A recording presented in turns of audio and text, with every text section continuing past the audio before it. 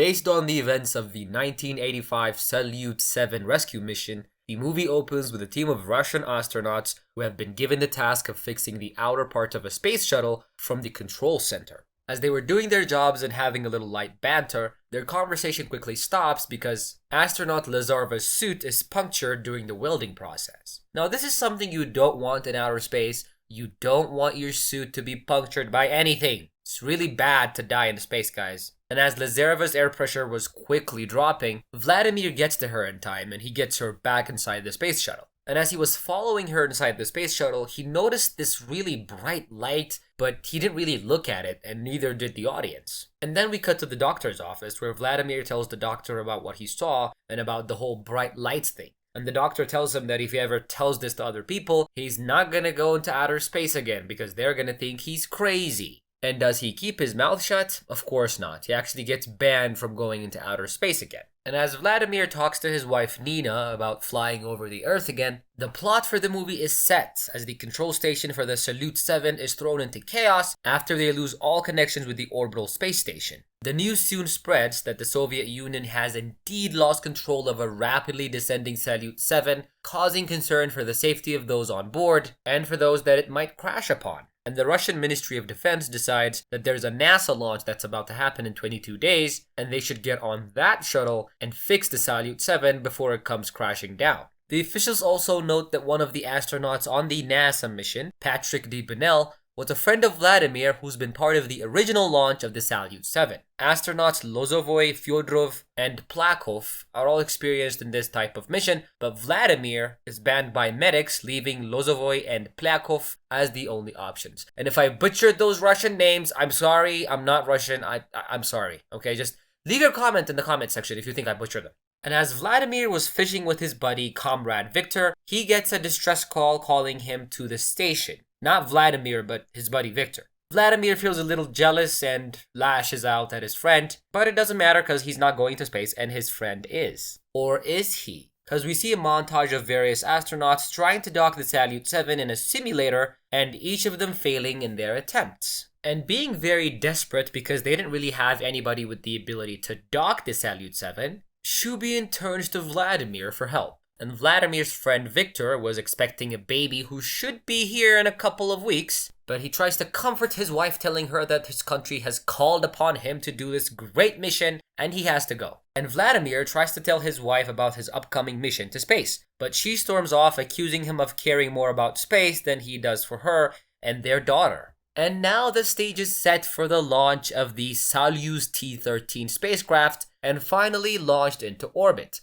carrying Vladimir and Victor onto their mission to dock the spacecraft manually onto the Salyut 7. The wives of both men remain anxiously on the ground waiting for any updates. Once in space, the team prepares for the docking maneuver, and in a very climatic scene, Vladimir and Victor attempt the impossible task of docking the spacecraft using their first of 3 available attempts. And despite coming close, they fail by a very small margin, and they get ordered to take some rest by the control room. And back in the operations room, the team is struggling with a seemingly impossible mathematical problem of matching the rotation of the speed of Salyut 7 and maintaining a fluent course for the astronauts to dock it. And contrary to the first attempt, Vladimir successfully docks the spacecraft with a cool and collected demeanor and informs the operation room, who were ready to abort the mission by the way, that the Salyut T-13 spacecraft has successfully docked with the Salyut 7 space station. The operation room erupts in joy and applause for the bravery of the astronauts.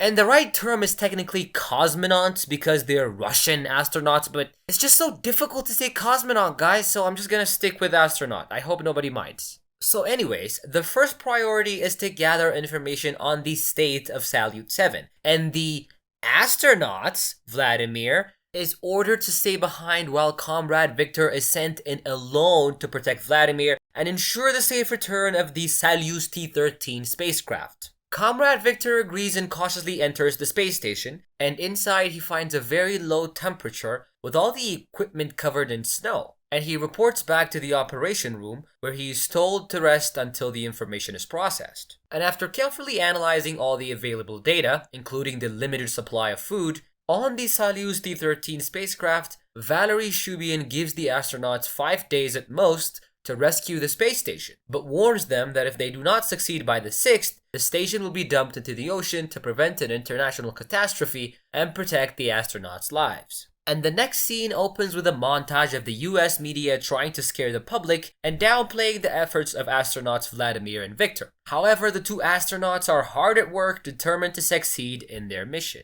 And they manage to somehow get rid of most of the cold, using a lot of suction methods and a lot of towels as well. And they were working so hard that they were actually showing signs of infection, and their doctor warns them to take at least 24 hours of rest. And despite their doctor's orders, Valerie allows the astronauts to continue with the spacewalk. And Vladimir sets out to identify the cause of the malfunction in the space station's gears. And after some searching, he discovers a damaged piece of metal that may be the cause. But shortly after reporting back to the operations room, communication of both Vladimir and Viktor is lost. Vladimir notices smoke through the window and realizes that the smoke is turning into a fire, and combined with the oxygen tanks, it causes a portion of the space station to explode. And unfortunately, Viktor had fallen unconscious from inhaling the smoke because he was in that portion of the station. And at that moment, while the members of the operations room were embroiled in the argument, the US launched the Challenger. And the next scene shows Viktor, who's alive but badly injured, spotting the launch, and Vladimir, who's working tirelessly to restore the communication channels. With Vladimir's efforts, the channels are restored, and he informs the crew about the events that took place,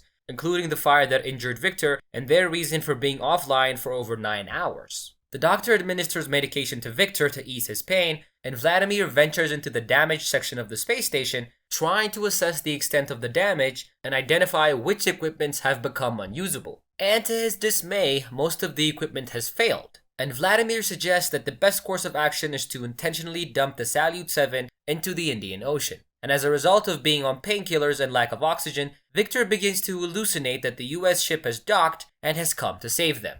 Vladimir helps Viktor come to terms with the fact that there is no one docking at the station, and he tries to calm him down. And back in the operations room, Valerie and his team are struggling to find a way to bring the astronauts back before the Russian Military of Defense orders to shoot down the space station. They receive a very devastating update that says the amount of oxygen present will only be enough to bring back one team member.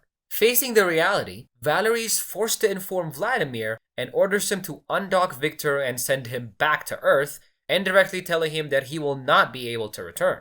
Then Vladimir is allowed to talk to his wife and daughter, and an emotional scene leading for them to understand that he may not return. After finishing the call, Vladimir has one last cigarette and strongly urges Viktor to return home to his very pregnant wife. However, in the heat of the argument, Viktor comes up with a new plan to help the astronauts survive on the space station while they wait for a rescue ship.